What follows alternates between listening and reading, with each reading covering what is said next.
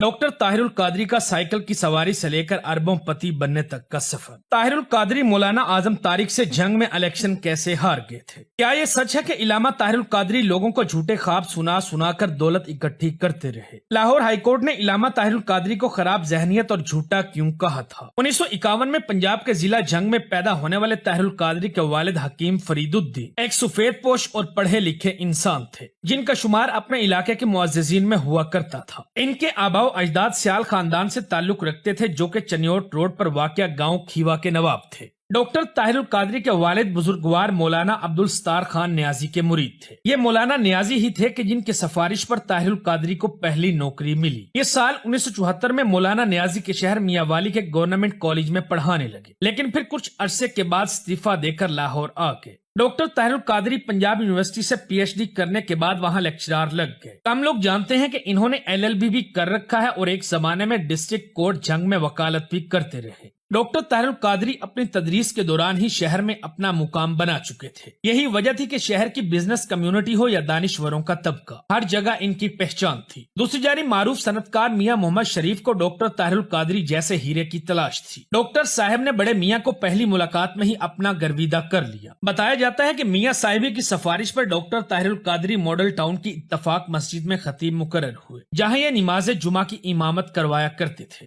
शरीफ family के करीबी लोग बताते हैं कि तब डॉक्टर ताहिरुल कादरी मियां शरीफ और इनके भाइयों के बच्चों को पढ़ाया भी करते थे। डॉक्टर ताहिरुल कादरी ने 25 मई 1989 को मोची दरवाजा लाहौर के जलसाए आम में अपनी सियासी जमात पाकिस्तान अवामी तहरीक की बुनियाद रखी, तो यहाँ से ये शरीफ फैमिली से दूर होते चले गए। माजी में डॉक्टर ताहिरुल कादरी सिपाही सहाबा के निशाने पर रहते थे। ईरान के सुप्रीम लीडर आयतुल्लाह खमीनी की वफात पर डॉक्टर ताहिरुल कादरी का ये बयान अखबारों की जीनत बना कि खमीनी का जीना अली और मरना हुसैन की तरह है। तब सिपाही सहाबा के बानी मौलाना हक नवाज जंगवी ने डॉक्टर ताहिरुल कादरी के खिलाफ तकरीरें भी की थी, पर ऐसा बहुत कुछ कहा जो कि नाकाबिले बयान है। शिद्दत पसंद मौलवी कहलाए जाने वाले मौलाना जंगवी इलामा ताहिरुल कादरी के बारे में कहा करते थे कि ये बंदा बागियों का एजेंट है और नवाज शरीफ का नमक हराम मुल्ला है। एक जमाने में पाकिस्तान के मशहूर तरीन फिल्म डायरेक्टर सैयद नूर ने भी डॉक्टर ताहिरुल कादरी की अवामी तहरीक को ज्वाइन किया था। एक रोज किसी अखबार नवीस ने सैयद नूर से ये सवाल पूछा कि जनाब, अगर डॉक्टर साहब की पार्टी पावर में आ गई और इस्लामी हुकूमत कायम हो गई तो फिर आपकी फिल्म इंडस्ट्री का क्या फ्यूचर होगा? इस मौका पर सैयद नूर का कहना था कि फिल्में सिर्फ नाच गाने का नाम नहीं, आने वाले वक्त में मेरी बीवी भी डॉक्टर ताहिरुल कादरी की तहरीक में शामिल होकर अपनी खिदमात सर अंजाम देगी।